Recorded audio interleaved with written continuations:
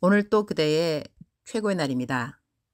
임은미 선교사 묵상입니다. 2022년 10월 13일 목요일. 최고의 날. 아직도 내 삶에 불평이 있는 부분이 있는가? 사도행전 6장. 어제 나는 묵상 녹음에서 대적 기도에 대한 말을 아주 짧은 미니 설교로 했다. 나는 사실 내 글로 쓴 묵상을 녹음한 것을 시간이 되시는 분들은 듣는 것을 추천한다. 이유는 나는 묵상 읽고 난 다음 성령님이 마음 주시는 대로 아주 짧은 2, 3분의 설교를 하기 때문이다. 이 짧은 설교로 힘을 얻는 분들이 많이 있으시다고 해서 녹음하면서 짧은 설교하는 것에 대한 보람을 느낀다고 하겠다. 어제 대적기도에 대한 설교에 어느 분의 댓글이 올라온 것이 있어서 여기 옮겨온다. 안녕하세요. 선교사님.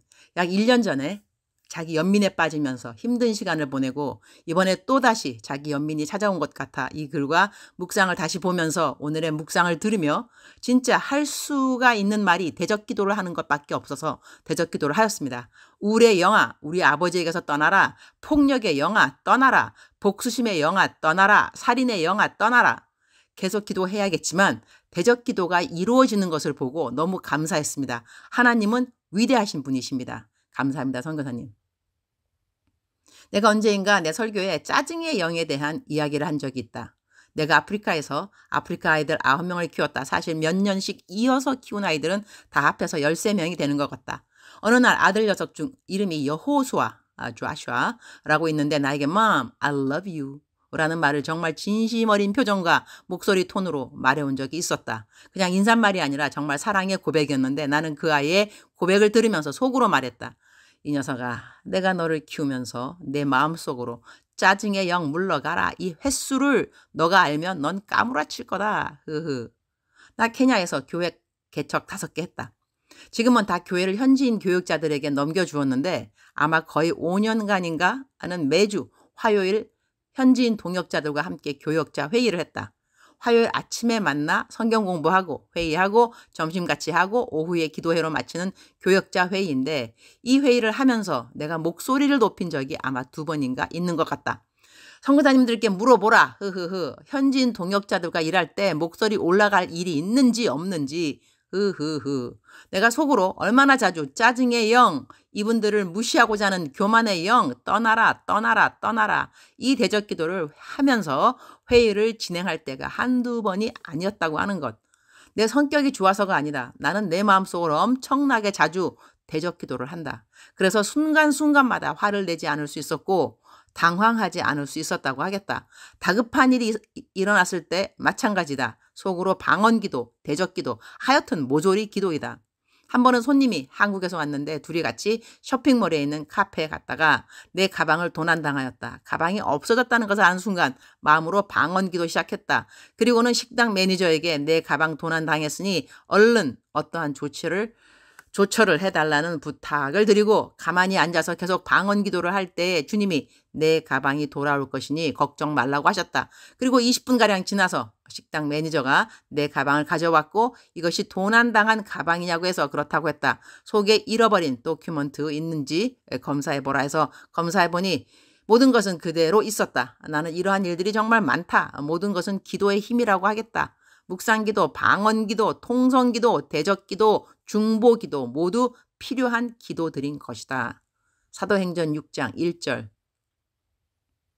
그때 제자가 더 많아졌는데 헬라파 유대인들이 자기의 과부들이 매일의 구제에 빠짐으로 히브리파 사람을 원망하니 In those days when the number of disciples was increasing, the Grecian Jews among them complained against the Hebraic Jews because their widows were being overlooked in the daily distribution of food. 초대교회에 불만인 일이 성도들 가운데 있었다는 이야기가 된다. 아니, 그렇게 모든 사람들이 자신들의 밭과 소유를 팔아서 서로 공평하게 나눠 쓰고 서로의 필요를 만나 주었는데 그런데 웬 불만? 이 구절에서 한국말로는 원망이라는 단어가 영어로는 complaint 라고 나와 있다. 불평, 불만, 원망 다 같은 말이라고 하겠다. 이스라엘 백성들이 광야에서 하나님이 매일 만나를 주셨어도 그들의 입에서 터져나왔던 원망의 소리가 오순절의 역사를 보고 듣고 재산을 다 팔아서 공동 소유가 되게 했었던 사람들에게도 일어났다고 하는 것. 이런 성경 구절을 대하게 되면 그러면 지금 우리 시대의 교회에서 원망과 불평이 없다면 오순절 초대교회보다 더 기적적인 교회가 되는 것은 아닌가? 그런 생각도 갖게 된다. 어제 내가 묵상 녹음에 2편의 미니 설교를 한 것 같다. 처음에는 대적 기도에 대한 것, 그리고 끝편에는 만족에 대한 것이었는데 어제 그 미니 설교의 뒷부분에 대한 댓글도 왔기에 그 댓글 역시 옮겨본다. 참된 만족. 새벽에 잠에서 깨어 처음 떠오른 단어. 가끔 눈을 뜨면 내 마음속에 맴도는 찬양 가사가 있을 때가 있고 때로는 단어가 떠오를 때가 있는데 오늘은 만족이라는 단어가 선명하게 떠올랐다. 만족이라는 단어가 왜 떠올랐을까? 순간 내게 질문했다. 나는 내 삶에 만족하나?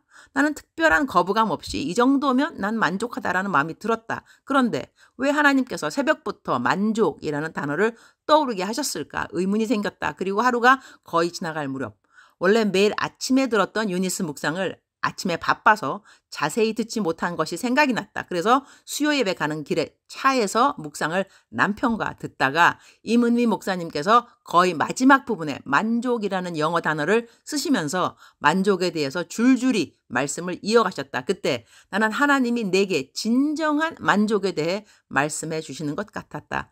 True satisfaction. 가장 참된 만족은 하나님의 일을 행할 때입니다. 하나님께 순종할 때입니다. 하나님의 말씀을 증거할 때입니다. 하나님을 자랑할 때입니다. 만나는 사람들에게 살아계신 하나님을 증거하면서 우리는 살아가야 하는 것입니다. 그렇게 살아갈 때 우리의 인생의 참된 목표, 참된 목적을 달성하는 것이기 때문에 우리들 마음속에서 만족하는 마음이 생기지 않을 수가 없습니다. 이렇게 말씀해 주셨다. 오늘은 정말 생각지도 못한 이벤트를 내게 허락하신 것처럼 만족에 대해 명확한 정의를 알려주신 날이다. 어쩌면 일평생 마음에 새기고 누리며 살라는 말씀 같기도 하다. 아버지, 오늘 하루를 돌아봅니다. 지금도 살아계셔서 삶의 방향을 제시해 주시니 감사합니다. 자족하는 삶에서 더 나아가 진정한 만족을 누리며 살아가기를 원하시는 아버지, 만족을 누리는 삶에는 아버지가 원하시는 일들을 행하며 말씀에 순종하고 또 아버지만 자랑하며 살아계신 아버지를 증거하는 삶이라는 것을 다시금 마음에 새기고 살아가겠습니다. 제가 잊지 않도록 늘 기억나게 해 주옵소서. 주님, 오늘 또 최고의 날입니다. 원망이라는 것, 불평이라는 것, 주님 정말 싫어하시는 것이구나 하는 것을 새삼 깨닫게 되어서 감사합니다. 우리는 왜 불평할까요? 우리는 무엇이 불만인가요? 우리는 무엇이 원망스러운가요? 다시 제 삶을 돌아봅니다. 사람은 기대할 대상이 아니라 사랑할 대상이라고 누누이 자신에게도 말하고 다른 이들을 가르치기도 했는데 혹시 저에게 기대한 것만치 얻어지지 않은 어떤 것들이 있어서 제 마음이 실망된 적이 없는지요? 실망해서 그치는 것이 아니라 그 실망이 판단으로 이어지지는 않았는지요? 사람들과의 관계를 돌아보며 내 삶의 불평, 불만의 수위도를 돌아볼 수 있는 성경 말씀을 묵상 구절로 선택하게 해주셔서 감사합니다. 더더욱 저의 삶을 불평, 불만 1도 없이 감사로 가득 채우는 날이 되도록 기도드립니다. 주님 사랑합니다. 주님 감사합니다. 오늘 또 우리 주님 저를 보시면서 하루 종일 기쁘시면 참 좋겠습니다. 사랑하는 그대여. 사랑하는 그대여. 출석 부르고 있습니다. 대답하셔야죠. 사랑하는 그대여. 사랑하는 그대여. 사랑하는 그대여. 억만 번 더 들어도 기분이 좋은 말. 들으면 들을수록 더더욱 힘이 생기고 기쁨이 생기고 위로가 되고 격려가 되는 사랑하는 나의 아들아, 사랑하는 나의 딸아, 사랑하는 그대여. 그대의 어제는 어떠하셨는지요? 제가 가끔 물어보죠. 어제 어떠했느냐? 오늘 어떠할 것인가? 어제 그대 마음속에 불만, 불평, 원망 충만했다 한다면 오늘 바꿔보는 것은 어떨까요? 회개라는 것은 제가 얼마 전에 그 회개에 대한 묵상 올린 기억이 있는데요. 회개를 하게 되면 신선한 마음을 하나님이 주십니다. 그러니까 우리가 죄를 지었다. 그러니까는 오늘 같은 경우는 불평불만 다 죄잖아. 그죠? 불평했다, 불만했다, 누구 원망했다, 뒷담화했다, 누구 판단했다. 이럴 때 우리들한테 이게 정죄의 영, 남을 판단한 거에 대한 또 이제 guilt, 죄의식 같은 거 다 들어올 수 있죠. 들어와야만 하죠. 하나님 믿는 사람들은 성령님께서 조명을 비추어서 우리가 빛 가운데 걷지 아니하면 하나님이 그건 아니야 라고 말씀해 주시잖아요. 이 말씀을 듣는 저희들은 사실 복이 있는 자들입니다. 왜냐하면 심령이 가난한 자 복이 있나니, 하나님께서 우리들의 마음 가운데 너 그거 틀렸어, 아니면 어떤 것은 이제 나로 하여금 다시 한번 생각해 보게 하고 반성하게 하고 reflection, 반응하게 하고, 이러한 것들을 통하여서 더욱더 하나님 원하시는 그러한 삶을 살게 되잖아요. 그렇지 않은 경우에 아차 내가 그때 왜 그랬지? 그 말 왜 했지? 거기 왜 갔지? 그다음에 그런 걸 왜 들었을까? 뭐 이런 거. 그런 거 왜 보았을까? 그런 거 왜 마셨지? 그런 거 왜 먹었지? 이럴 때 하나님께서 저희들에게 회개의 영을 주시면 하나님 잘못했습니다. 그러면 바로 그다음 consequences, 이 결과는 이어지는 것은 refreshment. 하나님이 신선한 마음을 주신다는 것이죠. 감사하죠. 그죠? 이 죄도 지어볼 만한데요. 그래야 또 신선한 마음도 경험하는 것이니까. 너무 감사한 우리 하나님. 그렇다고 죄를 일부러 지을 필요는 절대로 없습니다. 일부러 안 지으려고 해도 우리는 죄를 지을 때가 있으니까요. 사랑하는 그대요. 사랑하는 그대요. 오늘 우리들의 마음속에 불평불만, 예수의 피 대적기도 하고 대적기도 하고 감사로 충만한 하루가 되시기를 축복합니다. 감사. 그러니까 감사, 그러면서 감사, 그럴수록 감사, 그럼에도 감사, 더 나아가서는 그것까지 감사, 더 나아가서는 무조건은 감사. 그죠? 감사는 파워, 능력이 됩니다. 감사도 파워, 이 peace, 평강도 파워. 많은 사람들은 파워 이러면은 능력 이러면은 돈, 명예 뭐 이런 것들 생각하기 쉬운데요. 그런 걸로 돈으로 살 수 없는 거, 평강 돈으로 못 사죠. 또 마음속에 기쁨 돈으로 못 사죠. 감사 돈으로 살 수 있는 것들이 아닙니다. 가치가 너무너무 높아서 그렇죠.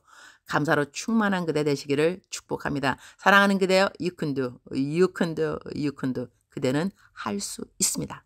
사랑하는 그대여, 축복합니다. 사랑하는 그대여, 사랑합니다. 오늘 또 그대의 최고의 날입니다.